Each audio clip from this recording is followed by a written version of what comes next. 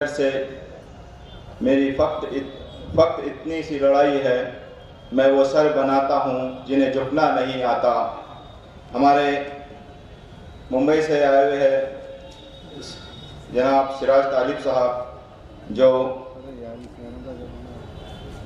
Member working committee के welfare party of India के member हैं। जनाब शायर भी हैं और एक्टर भी हैं। मैं उनको आवाज़ देता हूँ कि वो स्टेज पे आए। जनाब सिराज तालिब साहब।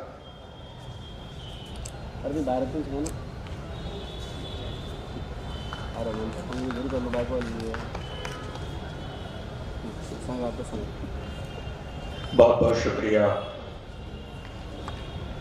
जनाब महबूब उस्मान साहब।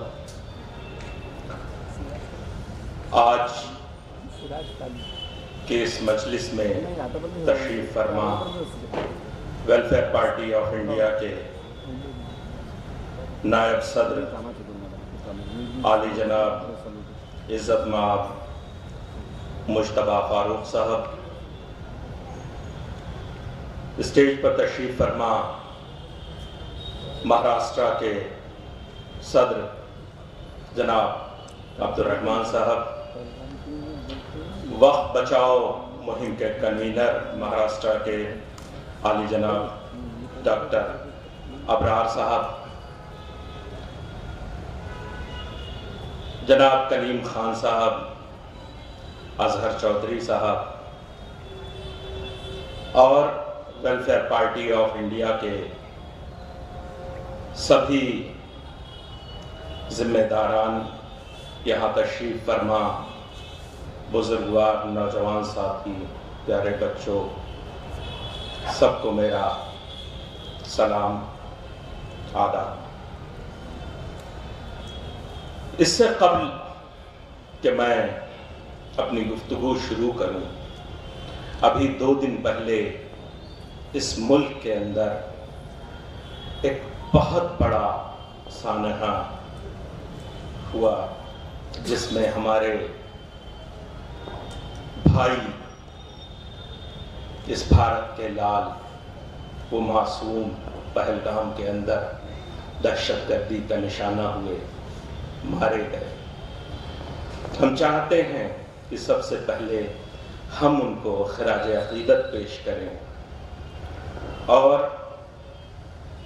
2 मिनट तक खामोश रहकर हम उन्हें श्रद्धांजलि दें।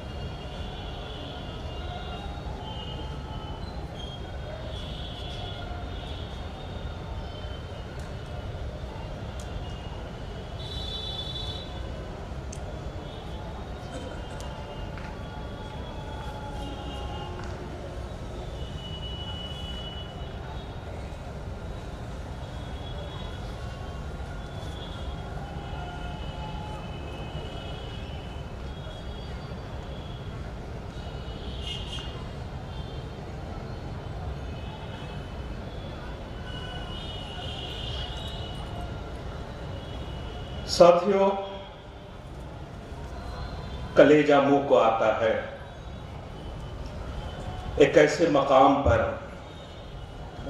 जहां लोग सैर व तफरीह के लिए गए थे, जिसको जन्नत अर्जी कहा जाता है। एक जमाने के बाद हालात खुशगवार थे, लोग वहां सैर व तफरीह के लिए पहुंचे थे, लाखों की तादाद में पर्यटक वहां मौजूद थे। लेकिन बड़े अफसोस के साथ ये कहना पड़ता है कि जब पूरी दुनिया में चिल्लाकर चीख कर ये कहा जाता है कि भारत सुरक्षित हाथों में है, तब वहां इंसानियत का मखौल उड़ाया जाता है और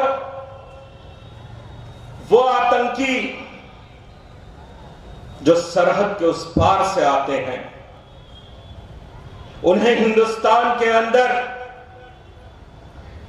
कैसे पहुंचने की जगह मिली, कैसे वो चले आए, ये एक बड़ा सवाल उठता है। साथियों, जिस तरह से मुल्क के अंदर मुसलसल ऐसे हालात बनाए जा रहे हैं जहां हर वर्ग आज असुरक्षित है, हर वर्ग में खौफ का माहौल है, हर वर्ग को आज परेशान किया जाता है, सिवाय एक वर्ग के जो मुल्क की मईशत को, जो मुल्क की सियासत को अपने हाथों में लिए हुए है, जो चाहती है कि मुल्क के अंदर एक भाषा बोली जाए, एक रंग की हुकूमत हो, एक जैसे लोग राज करें, जबकि ये मुल्क जिसके अंदर जिसकी खूबसूरती ही ये थी कि इसमें तरह तरह के फूल थे, तरह तरह के रंग थे, तरह तरह की भाषाएं थी, इसकी अनेकता में ही एकता थी, लेकिन आज उसको खराब करने की पूरी कोशिश की जा रही है और ये सिलसिला मुसलसल 10 सालों से चल रहा है। जहां का नौजवान परेशान है, जहां की महिलाएं परेशान हैं, जहां के कारोबारी परेशान हैं, जहां के छात्र परेशान हैं, जहां के किसान परेशान हैं, जहां के दलित परेशान हैं, जहां के आदिवासी परेशान हैं, जहां के बच्चे परेशान हैं, जहां मुसलसल एक कोशिश की जा रही है कि हिंदू को मुसलमान से लड़ाया जाए, सिख को ईसाई से लड़ाया जाए, गीता को कुरान से लड़ाया जाए, हर मजहब को मजहब से लड़ाया जाए, अगड़े को पिछड़े से लड़ाया जाए, मंदिरों को मस्जिदों से लड़ाया जाए, और इस लड़ाई में अगर कोई फायदा उठाए तो वो हमारे चौकीदार और चौकीदार के चंद साथी जो कि आपदा में अवसर तलाश करते हैं। मैं थोड़ी देर के लिए आपके जहन को वहां ले जाना चाहता हूं। पहलगाम के अंदर यह वाकया हुआ, पूरा हिंदुस्तान परेशान, सबके दिलों में तूफान उठ रहे हैं, आंखों से आश्क जारी है, हर दिल परेशान है, हर शख्स परेशान है। वहां घोड़े गाड़ी वालों ने अपने घोड़े फ्री कर दिए, लोग पिट्ठू फ्री में है, अपने घरों के अंदर लोगों को ठहरा रहे हैं, होटल फ्री है, रेस्टोरेंट फ्री है, लोग भाग रहे हैं। किसी तरीके से वहां एक लोगों को तसल्ली दिया जा रहा है। दूसरी तरफ आप एयरलाइंस के टिकट्स को देखिए, 2 गुना 4 गुना बढ़ा दिया गया। वो कौन लोग हैं जो देश के अंदर सहूलत फराहम करते हैं, और वो कौन लोग हैं जो आपदा में अवसर तलाश करते हैं। प्रधानमंत्री जी ने अपना दौरा तो रद्द कर दिया, लेकिन वो उन परिजनों से नहीं मिलने गए जिनके लोग मारे गए थे। पहुंचते भी हैं तो कहां? एक चुनावी सभा के अंदर। वो कौन है जिनको ऐसे हादसात से अपनी सियासत चमकानी रहती है? वो कौन है जो देश के अंदर जब कोई हादसा पेश आता है, कोई वाकया पेश आता है, तो उसमें हिंदू मुस्लिम तलाश करके अपनी टीआरपी बढ़ाने का काम करते हैं और देश के अंदर नफरत फैलाने का काम करते हैं। ये वही लोग हैं जिन्होंने हुकूमत में आने से पहले एक माहौल बनाया, जिन्होंने हुकूमत में आने के बाद एक माहौल बनाया, जिन्होंने रातों रात नोटबंदी कर दी, जिनको यह नहीं पता है कि जो हम नया नोट निकालेंगे वो किस तरह से एटीएम मशीन में फिट होगा। वो लोग हैं जिन्होंने हजारों लोगों को बेघर कर दिया। ये वो लोग हैं जो नए नए कानून लाकर इस देश को हरासा कर रहे हैं, परेशान कर रहे हैं। ये वो लोग हैं। साथियों, ये क्रोनोलॉजी है। किसान सड़कों पर बैठे रहे, महीनों एहतजाज चलता रहा, उन पर लाठियां बरसती रही, किसानों की जानें जाती रही, नहीं फर्क पड़ा। ये कहते हैं कि हम महिलाओं के हित में कानून ला रहे हैं और ये ट्रिपल तलाक लेकर आते हैं। ये सिर्फ इनकी मंशा ये होती है कि मुल्क के अंदर ये कुछ लोगों को इसके जरिए खुश करें और कुछ लोगों के अंदर बेचैनी पैदा करें, शरीयत के अंदर मुदाखलत करें। ये वक्त का जो कानून है ये उसी क्रोनोलॉजी का एक हिस्सा है। जज्बे शौक़े शहादत की क्या पूछिए, जज्बे शौक़े शहादत की क्या पूछिए, खुद हथेली पे अपना ही सर ले लिया। जज्बे शौक़े शहादत की क्या पूछिए, खुद हथेली पे अपना ही सर ले लिया। कत्ल होने से आखिर कहां तक डरे, कातिलों के मोहल्ले में घर ले लिया। कब तक इस तरह से लोगों को परेशान किया जाएगा? कब तक इस तरह से लोगों के जज्बात के साथ खेला जाएगा? ये वक्त का जो कानून आया है, ये कानून शरीयत पर हमला, संविधान का हमला है, संविधान का गला घोटा गया है। ये नहीं चाहते हैं कि मुल्क के अंदर अमन के साथ लोग रहें। ये वक्फ की प्रॉपर्टी, ये वक्फ की अराजी जिसमें मस्जिदें शामिल हैं, जिसमें खानकाहें शामिल हैं, जिसमें कब्रिस्तान शामिल है, और आज ये कोशिश की जा रही है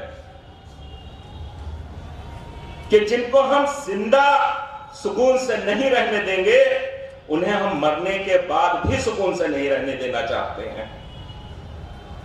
आपने देखा होगा उत्तर प्रदेश के अंदर, आपने देखा होगा बिहार के अंदर, आपने देखा होगा मध्य प्रदेश के अंदर कब्रिस्तानों को लेकर किस तरह से विवाद खड़े किए गए। कब्रिस्तान की जमीनों पर कब्जा किया गया। संवैधानिक पदों पर बैठे हुए लोगों की जो भाषा है, उनको सुनकर शर्म आती है। कब्रों से निकालकर मुर्दों की बेइज्जती करने की बात आज वो कहते हैं। उनकी मंशा ऐसी है कि कब्रों की जमीनों को भी छीन लिया जाए ताकि वो जमीन जो आपकी अपनी जमीन है, जो वक्फ की हुई जमीन है, वो भी आपकी अपनी ना रह जाए।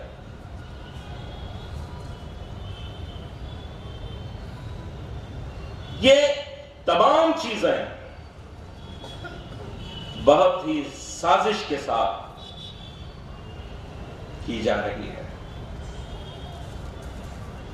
वक्त का तकाजा है कि हमें और आपको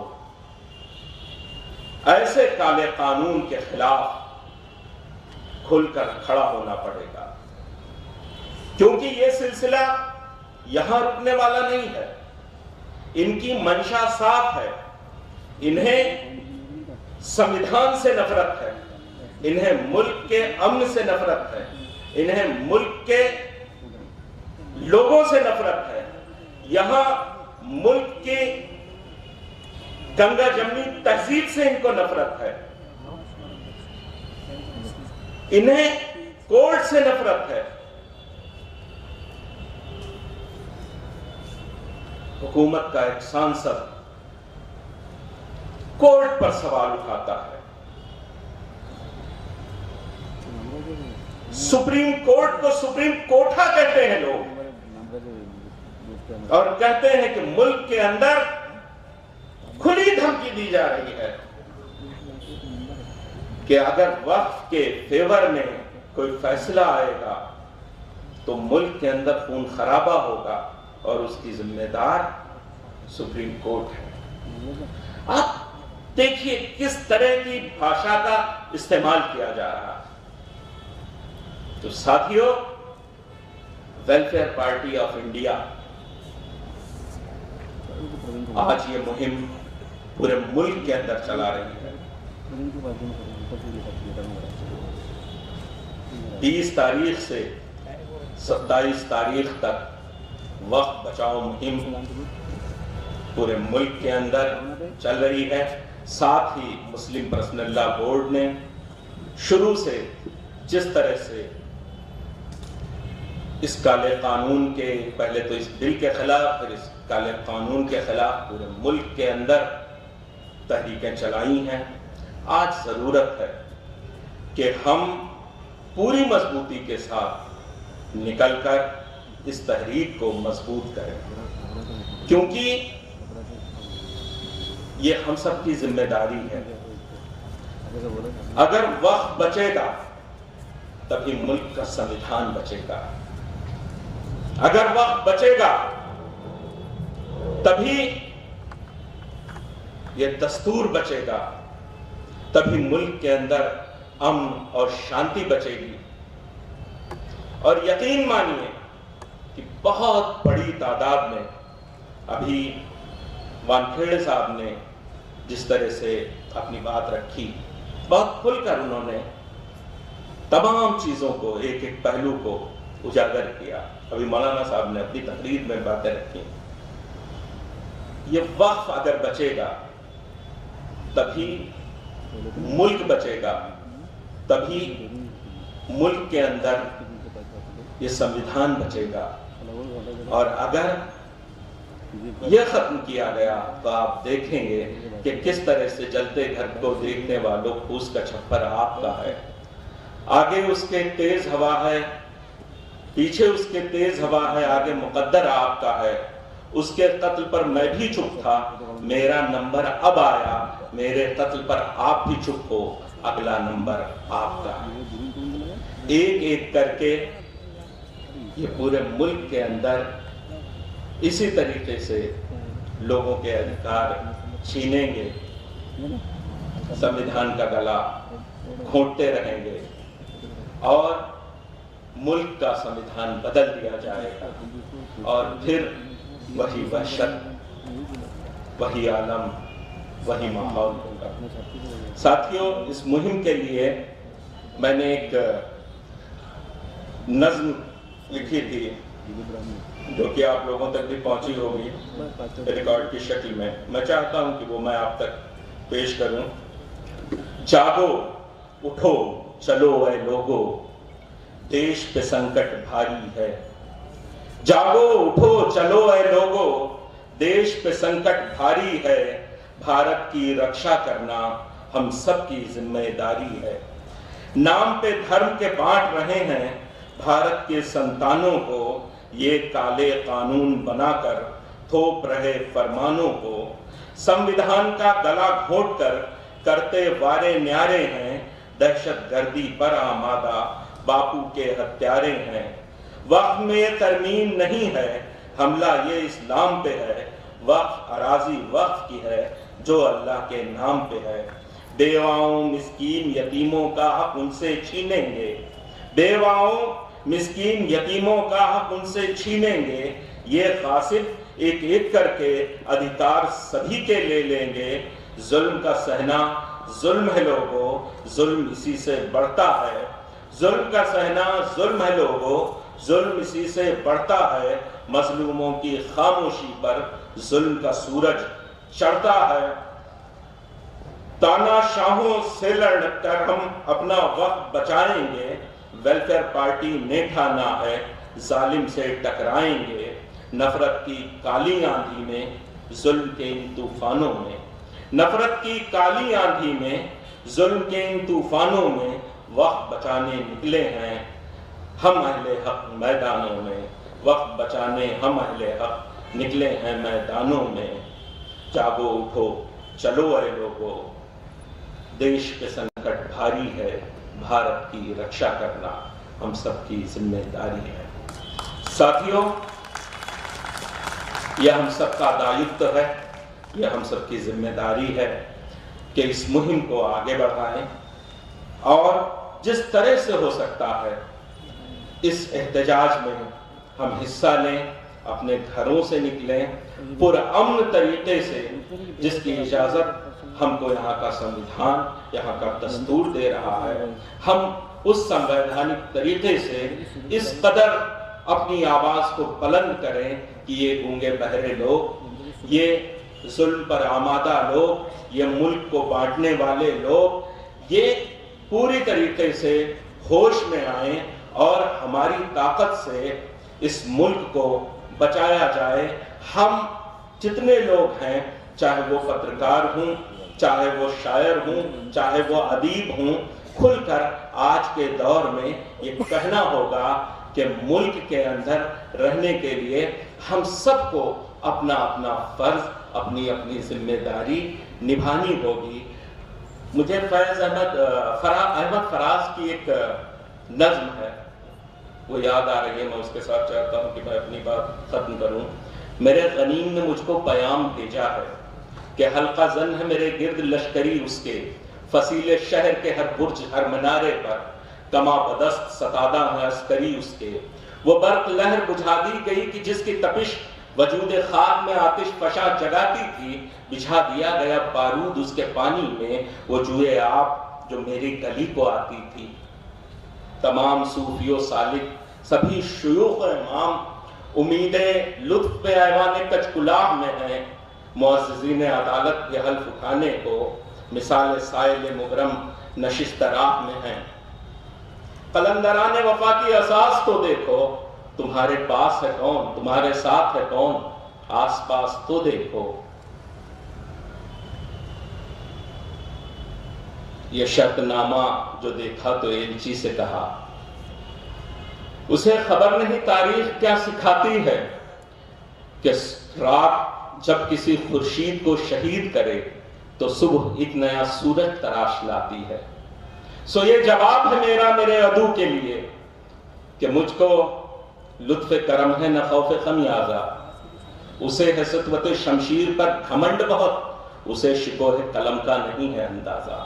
मेरा कलम नहीं किरदार उस मुहाफिज का जो अपने शहर को महसूर करके नाज करे, मेरा कलम नहीं कासा किसी सुबक सर का जो गासिबों को कसीदों से सरफराज करे, मेरा कलम नहीं औजार उस नकबजन का जो अपने घर के ही छत में शगाब डालता है, मेरा कलम नहीं उस दुज़्द नीम शब का रफीक जो बेचराग घरों पर कमंद उछालता है, मेरा कलम नहीं तस्बीह उस मुबल्लिग की जो बंदगी का भी अपने हिसाब रखता है, मेरा कलम नहीं मीज़ान ऐसे आदिल की जो अपने चेहरे पे तोहरा नकाब रखता है, मेरा कलम तो अमानत है मेरे लोगों की, मेरा कलम तो अदालत मेरे ज़मीर की है। इसीलिए तो जो लिखा तपा के जा से लिखा, जभी तो लोच ज़बा की कमान तीर की है। मैं कट गिरूं कि सलामत रहूं, यकीन है मुझे कोई तो है जो है सारे सितम गिराएगा, तमाम उम्र की ईज़ा नसीबियों की कसम, मेरे कलम का सफर रायगा न जाएगा, मेरे कलम का सफर रायगा न जाएगा। हजरात, कोशिश करने वालों की हार नहीं होती है। आप जिस तरह से हो सकता है आप लिख सकते हैं तो लिखिए, आप बोल सकते हैं तो बोलिए, आप एहतजाज कर सकते हैं तो कीजिए, सिर्फ काली पट्टी बांधकर आप बैठ सकते हैं तो बैठिए, आप अपने एहतजाज को जारी रखिए। एहतजाज का तरीका कुछ भी हो, बोलते रहिए, क्योंकि कुछ न कहने से भी छिन जाता है एजाज़ सुखन, और चुप रहने से जालिम की मदद होती है। चुप मत रखिए और यकीन मानिए, जब कोई कौम अपनी जिम्मेदारियों को समझ लेती है तो वो कौम फलाह व बहबूद के रास्ते पर चल पड़ती है, खुशहाली के रास्ते पर चल पड़ती है। जब कोई कौम अपनी जिम्मेदारियों से मुंह फेर लेती है, गैर जिम्मेदार होती है, तब वो कौम तबाह बर्बाद हो जाती है। जिस दिन से हमने अपनी जिम्मेदारियां खत्म कर दी, उस दिन से तबाहियां हमारे घरों पर दस्तक दे रही हैं। हर काम के लिए हम गैरों के दरवाजे पर कटोरा लेकर खड़े होते हैं। इसलिए मैं कहता हूं कि आप अपनी जिम्मेदारियों को निभाइए और हर किसी को, जिसको भी अल्लाह ने अक्ल दिया है, विवेक दिया है, सोचने समझने की सलाहियत दी है, हर वो शख्स जिम्मेदार है। किसी की जिम्मेदारी उसके घर तक है, किसी की जिम्मेदारी उसके मोहल्ले तक है, किसी की जिम्मेदारी उसके दोस्तों तक है, किसी की जिम्मेदारी उसके शहर तक है, किसी की जिम्मेदारी उसके स्टेट तक है, किसी की जिम्मेदारी उसके मुल्क तक है। जिसकी जितनी जिम्मेदारी है, अगर आप अपनी जिम्मेदारियों को निभा दीजिए, कसम खुदा की मैं कहता हूं कि एक काला कानून भी वापस होगा और इस मुल्क के अंदर शांति आएगी, अमन आएगी और इन बेईमानों का पलट हो जाएगा। बस आप अपनी जिम्मेदारियों के साथ खड़े हो जाइए। और ये वक्त कोई ऐसा नहीं है कि नहीं खत्म होने वाला है। ऐसे तमाम लोग आए और चले गए, तारीख पूरी मौजूद है। और जब हम तारीख उलटते हैं तो ये 10-5 साल इसकी क्या हैसियत है। एक पन्ने के साथ 2 पन्ने निकल जाते हैं तो 100-200 साल ऐसे ही खिसक जाते हैं। फिर बदलेगा मंजर सारा, धीरज रख, कोई ना होगा गम का मारा। धीरज रख, जुल्म चरम पर यार पहुंचकर मिटता है। जुल्म चरम पर यार पहुंचकर मिटता है, अल्लाह देगा साथ हमारा। धीरज रख, धीरज के साथ मुल्क के तमाम लोगों को साथ में लेते हुए, रखते हुए, कसम खुदा की आपके साथ चलने के लिए लोग तैयार। ये नफरत की हवाएं जो चला रही हैं, उसके बावजूद आपके को गले लगाने वाले लोगों की कमी नहीं है, आपसे मोहब्बत करने वालों की कमी नहीं है, क्योंकि मोहब्बत इस मुल्क की मिट्टी में है। ये चंद नफरती लोग हैं, थोड़े से लोग हैं, ये आपके हौसलों को, आपके मोहब्बतों को नहीं तोड़ पाएंगे।